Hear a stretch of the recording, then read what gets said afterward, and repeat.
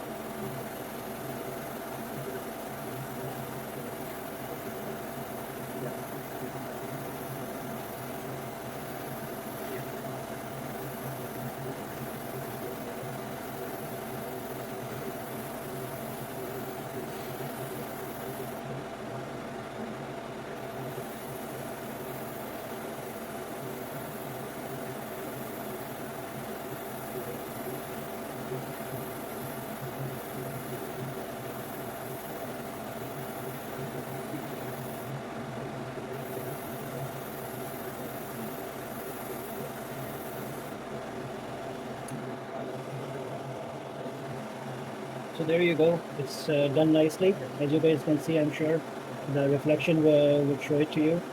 It's nice and shiny both sides, and I'm just going to let it cure here until it's fully dry.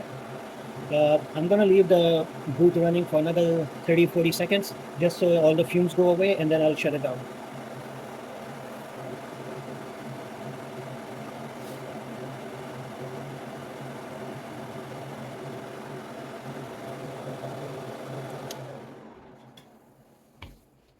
So now the tail and the engine nacelles, or engine cowlings, as you want to say, they are all done.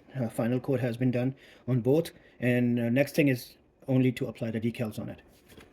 Please subscribe to my channel, and also share my content with the others, so they can get the tips how to do the things themselves, especially when it comes to the body work.